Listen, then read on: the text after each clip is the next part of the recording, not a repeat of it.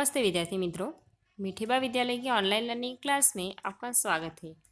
आज हम कक्षा 5 विषय पर्यावरण चैप्टर नंबर 14 हमारी पंचायत इस चैप्टर के बारे में जानकारी लेंगे। उससे पहले अगर आप हमारे चैनल को अभी तक सब्सक्राइब नहीं किए हो तो सब्सक्राइब कर लीजिए, ऑल नोटिफिकेशन को अनेबल कर दीजिए, जिससे हमारे चैनल पे आने वाले सभी वीडियो आपको सरलता से मिल सकें। तो शुरुआत करते हैं। चैप्टर नंबर 14 हमारी पंचायत। इस चैप्टर में हम हमारे देश की जो पंचायत है उसे यानी कि हमारे देश की व्यवस्था के बारे में जानकारी लेंगे कि किस प्रकार से हमारे देश में जो भी कायदे हैं, जो भी नियम है या फिर जो भी कार्य होता है तो किस तरीके से होता है उसके बारे में हम जानकारी लेंगे। यानी कि हमें पानी की सुविधा हो, बिजली की सुविधा हो, ड्रेनेज सुविधा है, साफ सफाई सुविधा है, ये सारी सुविधाएं कैसे मिलती है, उसके लिए कौन जिम्मेदार है और किसको हम किसी भी बात की अगर हमें सुविधाएं नहीं मिल रही है तो हम किसको बता सकते हैं, कौन हमारे कार्यों का निराकरण ला सकता है या फिर हमारे आसपास जो भी कुछ हो रहा है वो कौन कर रहा है। यानी कि सड़कें बनाना, बिजली के खंभे लगाना, पानी की व्यवस्था हमें उपलब्ध करवाना, वो किस प्रकार से होता है उसके बारे में जानकारी लेंगे। यानी कि किसके द्वारा किया जाता है और वो क्यों करते हैं उसके बारे में भी हम इस चैप्टर में जानकारी लेंगे। तो शुरुआत करते हैं चैप्टर नंबर 14 की हमारी पंचायत। हमारे देश में अपना शासन है, हमारा देश स्वतंत्र हुआ, हमारी सरकार बनी, स्थानीय क्षेत्र में लोगों का काम सरलता से हो सके इसके लिए पंचायतें अस्तित्व में आई। गांव और शहर में कार्यरत संस्थाओं के बारे में हम जानते हैं। इसमें कहा, मैंने जो कहा उसी हिसाब से है इसमें भी कि हमारा देश स्वतंत्र देश है। इसमें सभी व्यक्तियों को अपने अपने अनुसार जो सुविधाएं मिलनी चाहिए वो मिल सके इसके लिए कार्य करना पड़ता है। अब कोई एक व्यक्ति तो ये कार्य कर नहीं सकता। जैसे कि हम बोलेंगे कि हमारे देश का बड़ा प्रधान कौन है तो बोलेंगे नरेंद्र मोदी। क्या वो हर एक जगह पे पहुंच सकते? नहीं। इसीलिए उन्होंने अपने नीचे कुछ ऐसे व्यक्ति रखे जो अलग अलग डिपार्टमेंट संभालते भी हैं। उसके साथ जुड़े हुए अलग अलग राज्यों से जुड़े हुए प्रतिनिधित्व भी है और उस राज्य में भी अलग अलग तालुकाएँ हैं यानी कि तहसीलें हैं, वो संभालने वाले भी अलग अलग व्यक्ति होंगे, जिले संभालने वाले भी अलग अलग व्यक्ति होंगे। वहाँ से फिर गांव संभालने वाले व्यक्तियों को माहिती मिलेगी और गांव से फिर वो व्यक्ति तक, यानी कि जो भी सुविधा है वो हमारे तक पहुँचने के लिए या हमारी जो भी फरियादें हैं वो उच्च कक्षा तक पहुँचाने के लिए भी कुछ कितने व्यक्तियों क्या एक संगठन बना हुआ होता है। आपने ये तो सुना होगा कि गांव में पंचायत बैठती है या फिर सरपंच होंगे, वो भी आपने सुना है, यानी कि पटवारी समझ लो। तो वो होते हैं। अब वो करते क्या है और कैसे होता है उसके बारे में हम अब जानकारी लेंगे कि वो कैसे कार्य करता है और उनके कार्य में कौन कौन सी चीज़ें करना आता है, क्योंकि हमें आधी चीज़ें बता ही नहीं होती कि कौन सा व्यक्ति क्या कार्य कर सकता है और हमें किसको फरियाद करनी चाहिए जो सुविधा हमें नहीं मिल रही है इसके लिए। तो गांव और शहर में कार्यरत संस्था के बारे में हम जानते हैं। गांव में होगा तो सरपंच होंगे यानी कि पंचायत बैठेगी। अगर हमें कोई फरियाद करनी है तो हमें वहाँ पे ग्राम पंचायत में जाना पड़ेगा। उसी तरीके से अगर शहर में है तो शहर में महानगर पालिका, नगर पालिका होता है, जिसमें हम हमारे ज़रूरियात के हिसाब से अगर हमें कोई सुविधाएं नहीं मिल रही है तो उसकी फरियाद कर सकेंगे या फिर वहाँ से सुविधा प्राप्त भी कर पाएंगे। तो शहर में क्या होता है, नगर पालिका या बड़ा शहर है तो उसको महानगर पालिका में आएगा। अगर छोटा है गांव है छोटे छोटे तो वहाँ पे ग्राम पंचायत होगी, वहाँ पे हमें कंप्लेन लिखानी पड़ती है या ग्राम पंचायत में हमारे सारे कार्य होते हैं, वो भी आपको पता ही होगा। अब अपने जिले के नक्शे का अध्ययन कीजिए। अपना एक जिला लेना है, उसका नक्शा देखना है और उसके ऊपर अध्ययन करना है कि यह नक्शा क्या प्रदर्शित करता है। नक्शा क्या प्रदर्शित करेगा कि उस नक्शे द्वारा हम ये जान पाएंगे कि नक्शे के अंदर कितने जिले के अंदर कितने तालुका यानी कि तहसीलें हैं, एक जिले के अंदर कितनी तहसील आई हुई है वो हम जानेंगे और तहसील के साथ आपके ज़िले में कितनी तहसील आई हुई है ये बताएगा। तो ये उसमें ये बताएगा कि कितनी तहसीलें हमारे ज़िले में पूरे आई हुई है। फिर है आपका गांव किस तहसील में है। अब तहसील में भी गांव अलग से होगा, तो हमारा गांव कौन सी तहसील में आया है वो हम जानेंगे, वो लिखना है बाजू में। आपकी तहसील में लगभग कितने गांव आए हुए हैं। एक तहसील में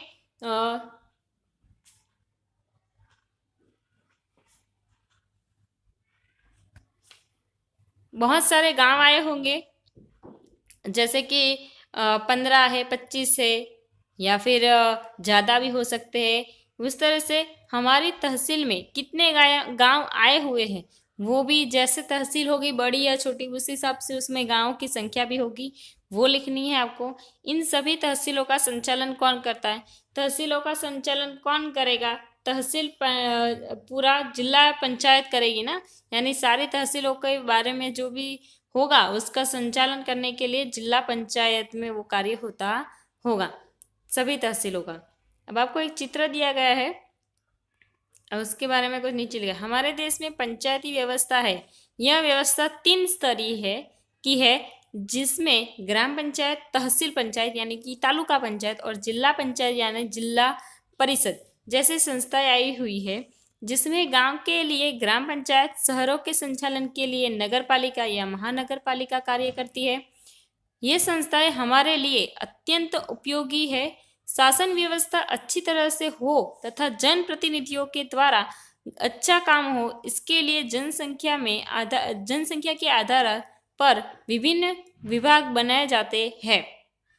इसमें जो बताया गया है उस हिसाब से हमारे देश में मैंने कहा उस हिसाब से कि कोई भी कार्य करने के लिए हमें कोई भी कार्य करना है या कोई भी जानकारी लेने हैं, हमारे तक जो भी सुविधाएं पहुंचती है वो किस स्तर के आधारित पे पहुंचेगी वही जानना जरूरी है।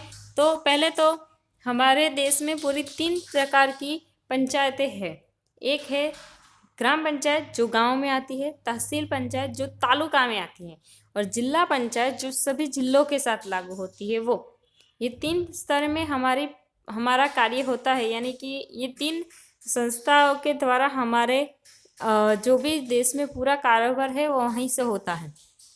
ग्राम पंचायत द्वारा गांव की जो भी समस्या है, ये गांव में जो भी कार्य करना है उसकी पूरी रिपोर्ट कहाँ पे जाएगी, तालुका यानी कि तहसील पंचायत में।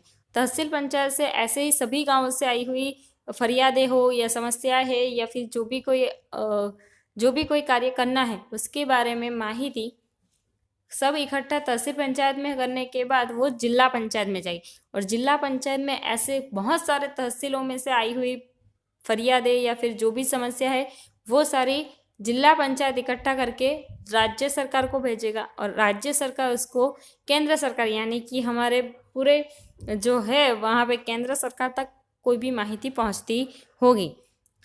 इसके लिए हमें पहले क्या करना होगा कि पहले गांव से ही शुरुआत करनी होगी। अब ग्राम पंचायत में आपने देखा होगा, आपने कौन कौन सी सुविधा आपके गांव में देखी होगी।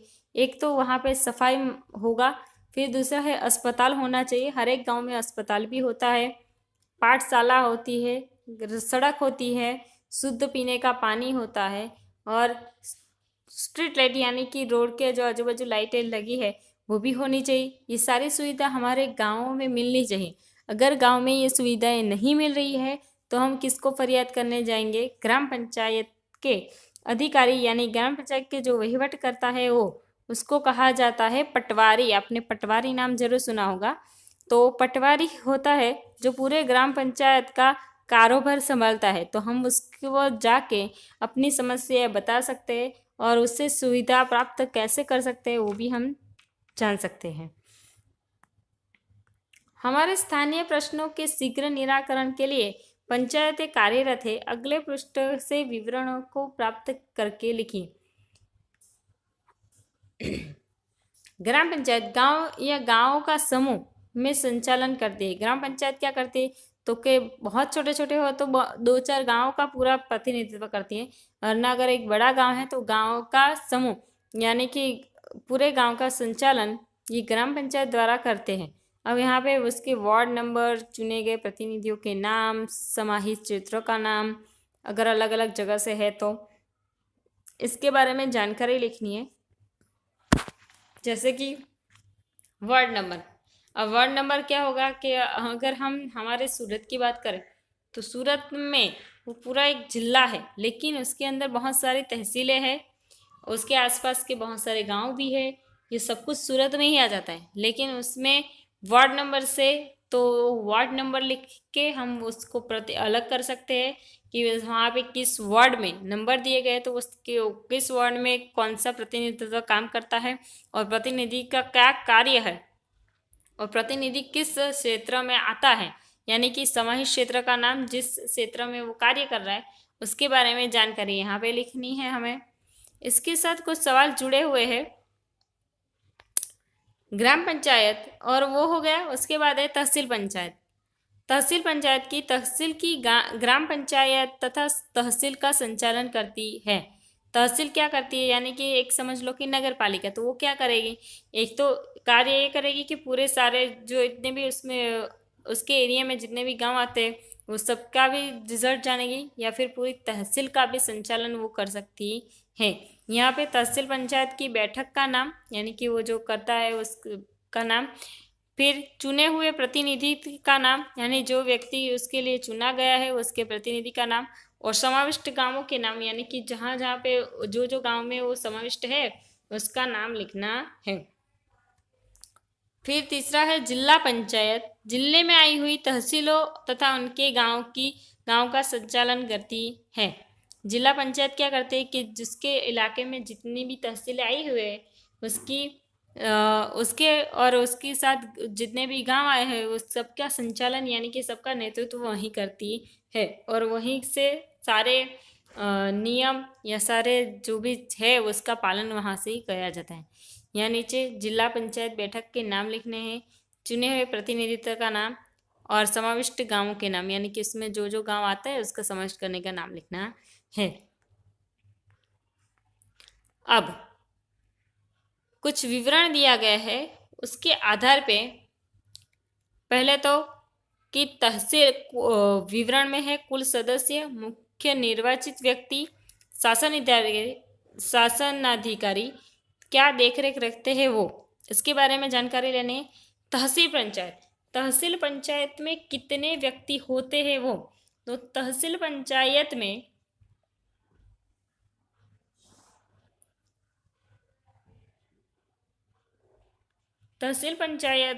सदस्यों की संख्या 15 से 51 तक की होती है, यानी कि 15 से 51 व्यक्ति तहसील पंचायत में चुने जाते हैं और वहीं सब लोग साथ में मिलकर कार्य करते हैं। जबकि जिला पंचायत में व्यक्तियों की यानी कि सदस्यों की संख्या 31 से 51 तक की रहती है, यानी कि 31 से 51 लोग इसमें मिलकर कार्य करते हैं, पूरी एक जिला पंचायत को संभालते होंगे। फिर है मुख्य निर्वाचित व्यक्ति, यानी तहसील पंचायत में जो कार्य करता है उसको क्या कहते हैं, तो उसको कहते हैं प्रमुख। जबकि जिला पंचायत के जो काम करते हैं उनको भी कहा जाता है प्रमुख, यानी कि जो भी तहसील में कार्य करते हैं उनको क्या कहता है प्रमुख, यानी निर्वाचित व्यक्ति यानी कि उसका मुखिया वो होता है प्रमुख। और उसके साथ साथ उसके ऊपर एक उप प्रमुख भी होता है, यानी कि जो सारे जो प्रमुख होते हैं वो मिलकर एक उप प्रमुख भी बनाते हैं। शासन अधिकारी, तहसील की शासन अधिकारी यानी कि मेन व्यक्ति जो उसका शासन करता है, यानी कि उसकी औपचारिक रूप से उसको जो संभालता है उसको कहा जाता है तहसील विकास अधिकारी।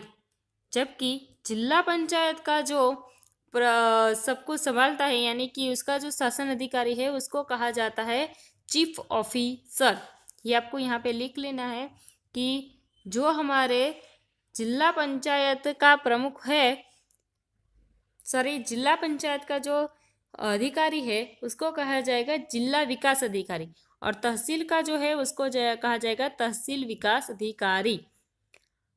फिर तहसील पंचायत में क्या देखरेख करते हैं, यानी कि जो तहसील विकास अधिकारी है वो क्या देखरेख करते हैं, तो तहसील और उनके गांव की पंचायत इसके बारे में अधिक जो भी माहिती है वो देखरेख रखने का कार्य करते हैं। जबकि जिला पंचायत क्या देखरेख रखती है वो, तो जिला पंचायत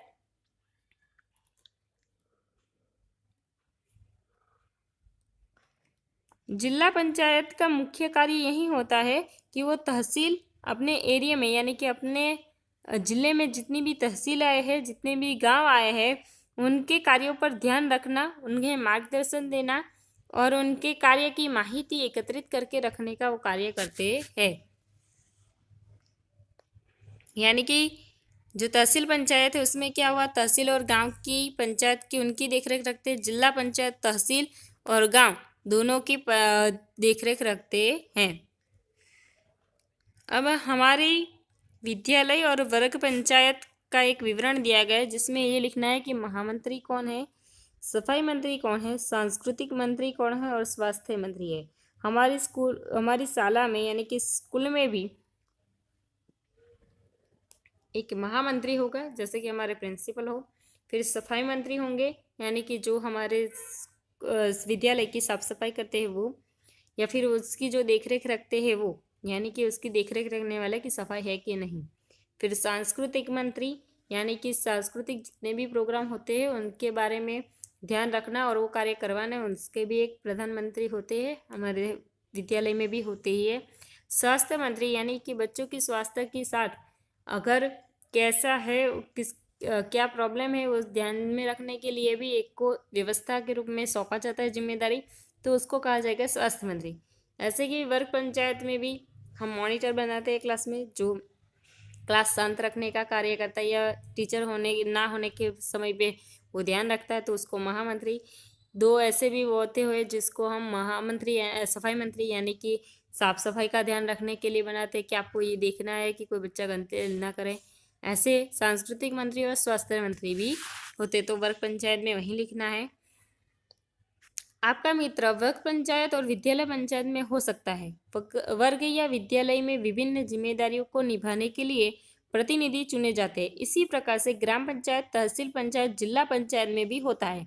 अपने क्षेत्र में चुनकर आए हुए लोग अपने अपने क्षेत्र का प्रतिनिधित्व करते हैं। अपने प्रतिनिधियों के बारे में हमने देखा है, इससे हम ये बात बता दें कि मैंने कहा उस हिसाब से कि हम ही लोग चुनते हैं, हम वोटिंग देने जाते हैं। और हमारे देश में कौन सी पद्धति है, लोकशाही देश है। हमारा जो देश है वो लोकशाही देश है, यानी कि लोगों द्वारा चुने गए लोग ही उसका प्रतिनिधित्व करते हैं और उस जिम्मेदारी को संभालते हैं। हम अगर कोई भी जिम्मेदारी किसी व्यक्ति को डालते हैं तो वो कहाँ पे होता है, सबके द्वारा, यानी सर्वानुमति से ही कोई एक व्यक्ति चुना जाता है। वो गांव पंचायत में हो तो सरपंच की भी चुननी होती है। वो क्या करते हैं, सरपंच चुनाव में हम ग्राम के पंचायत में जो व्यक्ति को हम जितवाना चाहते हैं उसी को जिताते हैं। उसी तरीके से हम शहर हो, जिला हो, वो सारी पंचायत सारे में चुनाव की पद्धति है ही, और चुनाव के द्वारा ही हम हमारा जो भी प्रतिनिधित्व है वो उसको चुनते हैं। जैसे कि अगर हम कहें तो नगर पालिका का चुनाव हुआ तो उससे क्या व्यक्ति बाहर आएगा, यानी कि नगर पालिका के चुनाव से हम हमारे एक ऐसे व्यक्ति को चुनेंगे जो हमारे नगर पालिका की व्यवस्था को संभाल सके। उसी तरह से महानगर पालिका है तो वहाँ पे भी चुनाव होते हैं। इस प्रकार चुनाव के द्वारा हम ये जानते हैं कि हम किसको हमारे आसपास की सुविधाओं के लिए, यानी कि जो हमारी भौतिक सुविधा यानी कि जो हमारी ज़रूरत है, जैसे कि लाइट, पानी, पीने का पानी या फिर साफ सफाई, ऐसी सुविधा हमें जो उपलब्ध करवा सके, ऐसी जिम्मेदार व्यक्ति को हम इसका चुनाव करते हैं। और चुनाव करने के लिए कौन सी पद्धति है, हमारे यहाँ पे हमने देखा हो तो वोटिंग करते हैं, लेकिन वो गुप्त मतदान होता है, यानी कि गुप्त मतदान पद्धति से ही हमारे देश में वोटिंग होती है, यानी मतदान किया जाता है। आगे है वर्ग का सफाई मंत्री, सफाई का कार्य करता है। इसी प्रकार से पंचायत का प्रतिनिधि अपने क्षेत्र के प्रश्नों का प्रस्तुत करता है, अपने क्षेत्र के विकास के लिए प्रयास करता है।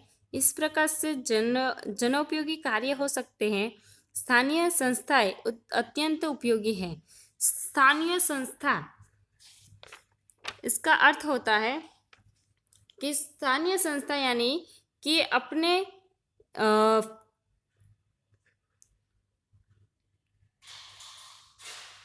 अपने जो भी संस्था जो स्थानीय संस्था है वो क्या कार्य करती है कि वो अपने वहीवट करने के लिए कायदों द्वारा यानी कि जो भी नियम कायदे बनाए गए हैं वो उसके अनुरूप एक संस्था बनाई जाती है जिसको हम स्थानीय स्वराज संस्था भी कह सकते हैं। यानी कि ऐसी संस्था जिसमें हम हमारे जो भी नियम है यानी कि हमारे देश के जो भी कायदे हैं उसके अनुरूप एक संस्था बनाएंगे जिसमें हम सारे कार्य करवाने के ढंग से यानी कि जो प्रक्रिया से कार्य होना चाहिए वो कायदे के अनुरूप वह कार्य करवा सकें। और इसमें जो कहा गया है उस हिसाब से अगर वर्ग की सफाई करनी है, अगर वर्ग की सफाई मंत्री को ही पता होगा ना कि क्लास गंदा है तो हमें उसको साफ करना चाहिए, साफ करवाना चाहिए। उसी प्रकार से अगर हमारे गांव में कोई असुविधा है तो उसकी बता किसको ज़्यादा होगा, वहाँ के सरपंच को ही होगा। क्यों? क्योंकि वो गांव में रहता है, उसको गांव की प्रॉब्लम पता है यानी कि गांव में क्या असुविधा है वो बताओगे तभी वो उस कार्य को आगे बढ़ाएगा। उसीलिए हम क्या करते हैं अपने क्षेत्र के विकास के लिए अपने में से ही एक प्रतिनिधित्व चुन के उसको आगे भेजते हैं जो हमारा प्रतिनिधित्व करे और जो भी हमारी प्रश्न है उसको हल कर सकें। अब यहाँ पे है पंचायत का नाम, पदाधिकारी का नाम और उसका संपर्क नंबर। यानी कि यहाँ पे ये करना है हमको कि अपने ग्राम पंचायत का नाम है, जैसे कि ग्राम पंचायत सरपंच या प्रधान का नाम लिखना है, पदाधिकारी नाम यानी कि ग्राम सरपंच का जो भी नाम होगा वो लिखना है और संपर्क नंबर लिखना है। ये अभी करने की ज़रूरत नहीं है, संपर्क नंबर या अधिकारी का नाम लिखना वो तो ज़रूरी नहीं है, लेकिन जैसे कि ये जानना जरूरी है कि ग्राम पंचायत में सरपंच होगा या प्रधान होगा। नगर पालिका में कौन होगा? सदस्य, यानी कि नगर पालिका बहुत बड़ी होगी तो उसमें एक सदस्य तो होगा नहीं, बहुत सारे सदस्य होंगे, जो भी एक सदस्य है उसका नाम। तहसील पंचायत में प्रमुख होगा और सदस्य होगा, एक तो मेन व्यक्ति होगा जो कार्य करता है और दूसरा उसके सारे सपोर्ट में जो होंगे वो। फिर है जिला पंचायत में प्रमुख होगा, शिक्षा मंत्री समिति अध्यक्ष होगा और सदस्य हो गए, यानी कि एक तो उसका प्रमुख होगा, फिर शिक्षा समिति से जो जुड़े हुए उसका अध्यक्ष होगा और दूसरा होगा सदस्य, यानी कि जो भी सदस्य है उसके नाम और वो।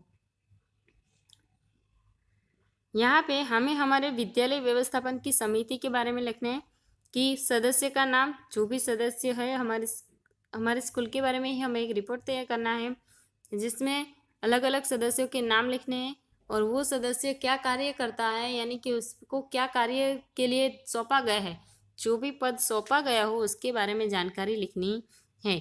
यहाँ पे हमारा चैप्टर नंबर 14 समाप्त होता है।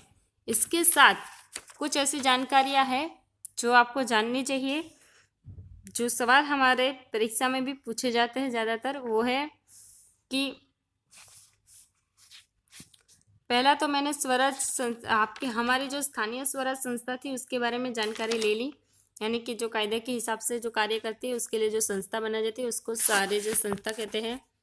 फिर मैंने आपको ग्राम पंचायत का जो शासन अधिकारी होता है उसका नाम क्या होता है? पटवारी। ग्राम पंचायत की सदस्यों की संख्या जान लेनी चाहिए, वो होती है 7 से 15। और ग्राम पंचायत के जो मुखिया होते हैं उसको क्या हम कहते हैं? सरपंच। ये सब आप जानते हैं। उसके साथ तहसील पंचायत में भी मैंने आपको बताया उस हिसाब से कितने व्यक्ति होते हैं, 15 से 51 तक के व्यक्ति होते हैं। उसमें तहसील पंचायत में जो मुखिया होता है उसको हम कहते हैं प्रमुख। तहसील पंचायत का मुख्य कार्य क्या होता है? तो जो ग्राम पंचायत के कार्य है उस पर ध्यान रखना और अगर वो लोगों को कोई कार्य करने में दिक्कत आ रही है तो उनको सही रास्ता दिखाना, यानी कि मार्गदर्शन करना। उसी प्रकार से जिला पंचायत में कितने सदस्य होते हैं? 31 से 51 तक है। वहाँ पे उसके प्रमुख को क्या कहा जाता होगा?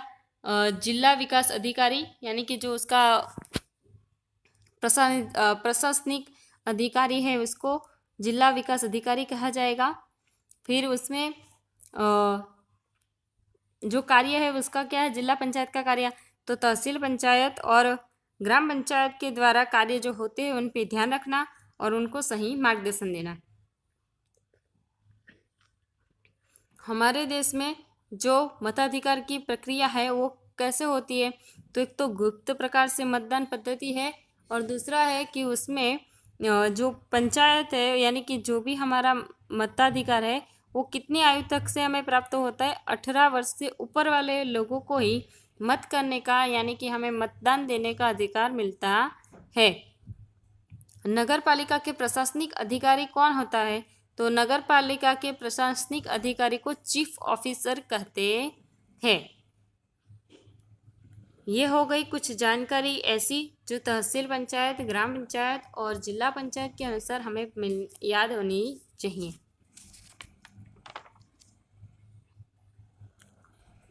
इसी के साथ हमारा 14वां चैप्टर यहाँ पे समाप्त होता है। इस वीडियो को लाइक और शेयर ज़रूर करें और इस चैनल को सब्सक्राइब कर लेना अगर अभी तक नहीं किया हो तो। Thank you.